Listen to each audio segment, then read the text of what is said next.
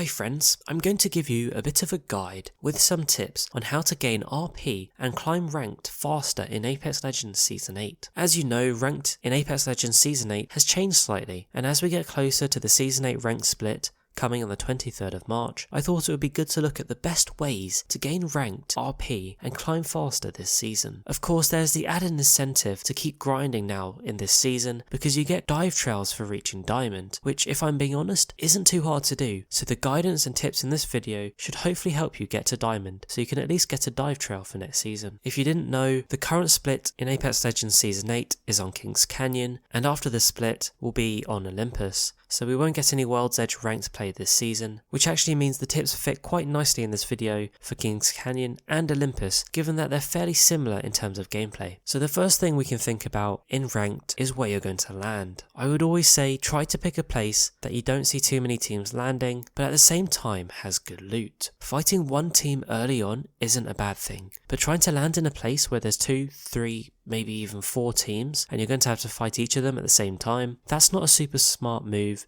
and you're going to see yourself lose a lot of points. And if you do see other teams landing in the place near you, don't be afraid to pull off and land in a different place. If you're landing where there's one other team, the best way to approach your landing is land together as a squad, but try not to get the same building. So for example, if a building has perhaps 2 floors, one of you goes on the second floor, one of you goes on the ground floor, and perhaps one of you gets the loot bins outside. So try and stick close together, but not right in the same place. This means you are close enough to your team to support them should that other team push you early on, but at the same time, you can pick up different loot to allow you to support each other. And the reason I start with this tip, because let's face it, if you could land anywhere and kill every team you come up against, it probably means you're a predator by now, and you don't really need the advice in this video. But if we're being honest with ourselves, that's only 0.2% of people according to the stats. That means the remaining 99.8% of people will need to think a little bit more strategically if they want to climb the ranks and gain more RP. So thinking about where you're going to land really is an important place to start. If you want to know where the Soggy Squad and I like to land, for Kings Canyon we like to land in either runoff, rig, artillery or water treatment, and for Olympus our favourite places to land are orbital, rift, solar and carrier. And if you look at these, it basically means no matter wherever the dropship's going, we've got a couple of places around the map that we would be comfortable landing in. So that's a bit on where to land. The next part of this guide is thinking about team comps. I will do a separate video going into more detail, but let me just highlight the strongest combos at the moment for team compositions. Revenant and Octane are super strong as a combo. They're the ultimate push team, but not just to be aggressive, but also to defend your position. They're really useful together, so that's a very strong combo at the moment, and I really think it will be nerfed in Season 9, so you might as well take advantage of it this season if you can. The other really strong combo is actually Horizon and Caustic. It gives you a lot of defensive capabilities, but at the same time, it also allows you to push teams and deal damage,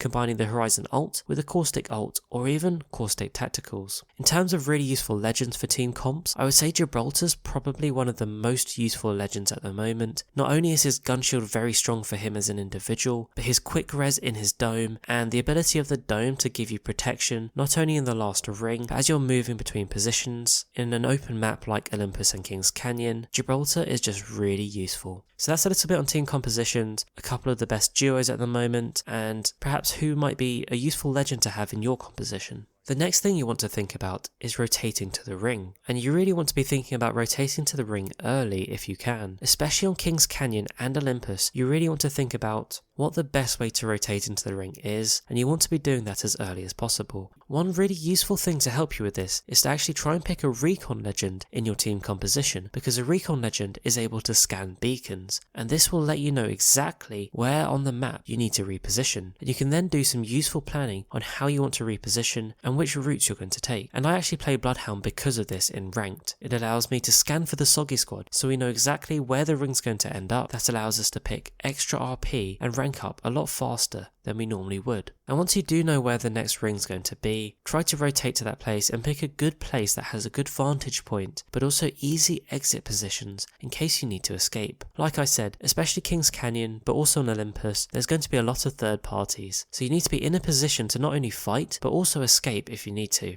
Another useful tip I can give in this guide is to try and let the kills come to you through the way you rotate, rather than trying to chase kills or assists. Kings Canyon, as I've said before, is particularly known for being the worst for third parties, and you won't do yourself any favours by chasing fights. I say that because even if you hear two teams fighting, and you think you can get some kills by third partying, I can assure you there's already 2, 3, or maybe even 4 other teams already thinking the same thing, and they're probably already on their way to third party. That means if you go to third party the existing fight, you will get third partied yourself. And remember, the longer you survive, the more valuable your kills become. Therefore, I would suggest focusing on rotating to the ring, and if you encounter squads while doing that, great, then you can pick up some kills. Otherwise, focus on surviving, get to the final few squads, and then you can start being a little bit more aggressive. Something else that fits with this previous tip is to keep your fights as short as possible. Again, with the 2 ranked maps this season being so open, there will be lots of third parties, so you don't want long drawn out fights. I would say always try and assess the fight at the start and find a way to end it quickly. Now that doesn't mean to push crazily, because you probably will lose that, but you definitely don't want to just be taking pot shots all the time without achieving anything, because before you know it,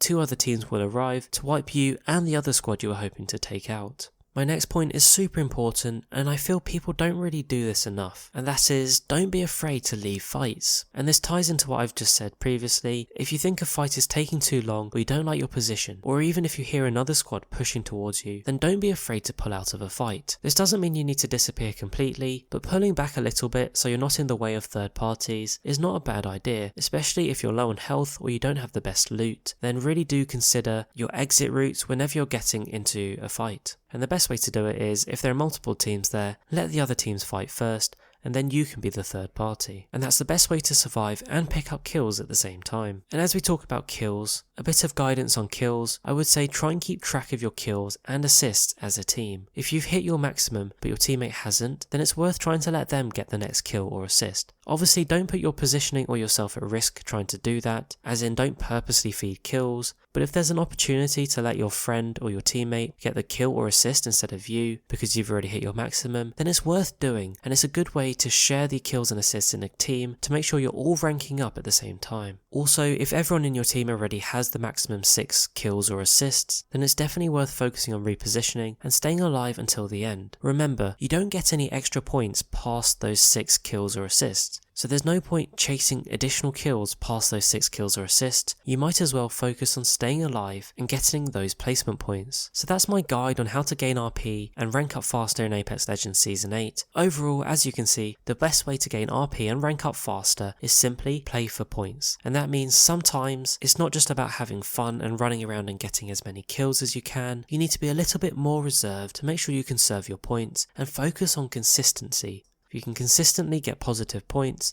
that's the best way to do it. So I hope this guide will help you gain more RP and rank up faster in Apex Legends. Like I said, a lot of this is about mindset change and making sure you've got the right mindset when you go into a ranked game. Don't forget to like and subscribe, come join our community of friends. For now though, thanks for watching and I'll catch you later.